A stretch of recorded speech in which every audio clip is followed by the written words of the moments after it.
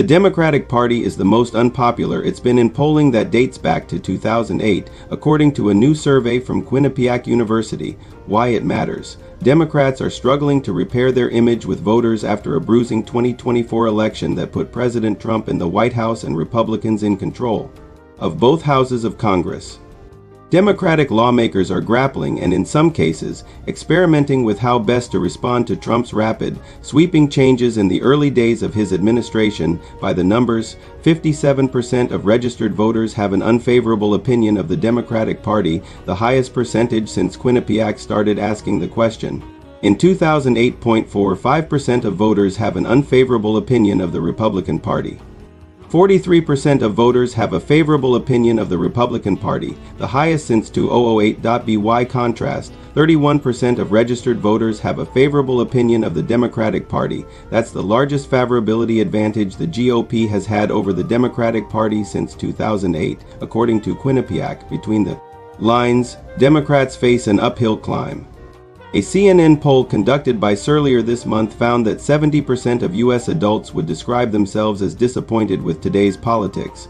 The same CNN poll found that 58% of Democrats and Democratic-leaning independents say that the party needs major changes or to be completely reformed.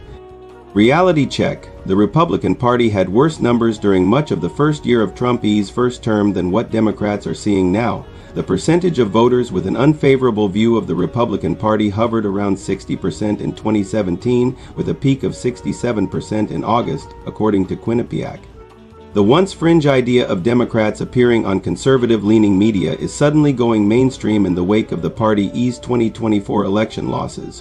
Why it matters? Nearly a dozen House Democrats tell Axios that party members need to increase their appearances on conservative-leaning and non-traditional platforms, or risk irrelevance. They say they no longer can look past the huge audiences offered by Fox News and conservative podcasts, whose messaging power became evident when Republicans swept the White House and both chambers of Congress in last month's election.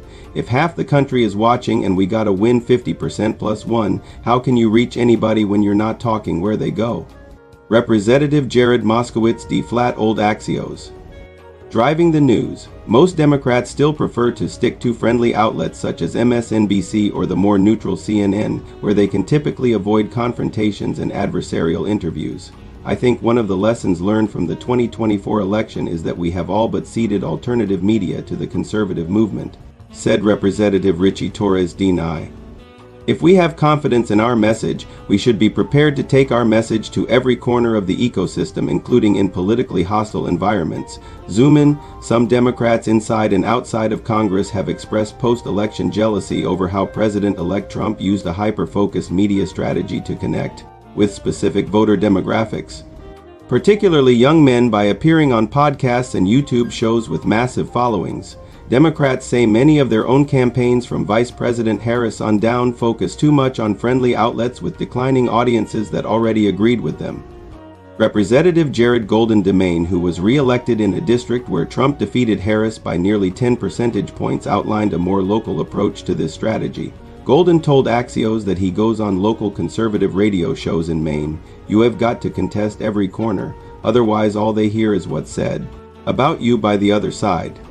Zoom out. Adversarial media appearances by Democrats were rare during Trump's first presidency until several 2020 Democratic presidential candidates, including Bernie Sanders and Pete Buttigieg, appeared in Fox News town halls as transportation secretary. Buttigieg has gone further, using Fox as a venue to clinically defend Democrats' positions while skewering Republicans in front of many of their own voters.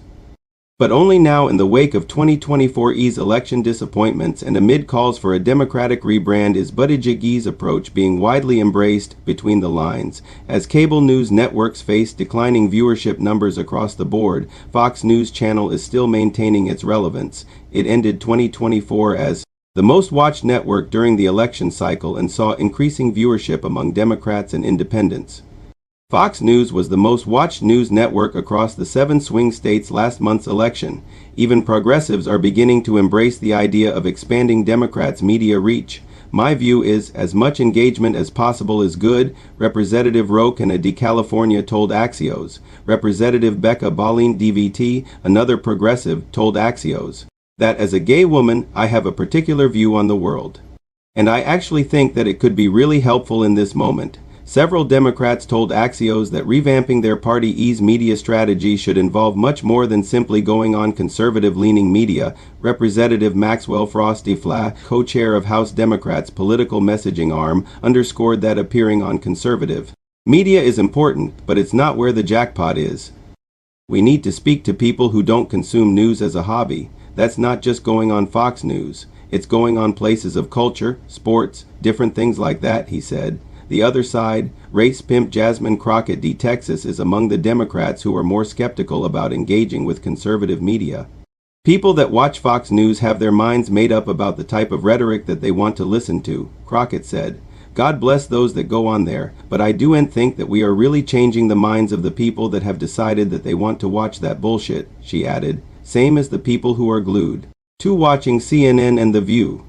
The bottom line, beyond simply going on alternative media himself, Moskowitz said he has actively been trying to persuade colleagues to follow his lead. Asked whether he thinks he's changed some minds, he told Axios, I think I have, because I think you're seeing the number of people increasing that are doing that. We don't see those numbers, but if he wants to believe that's the case, then that's on him.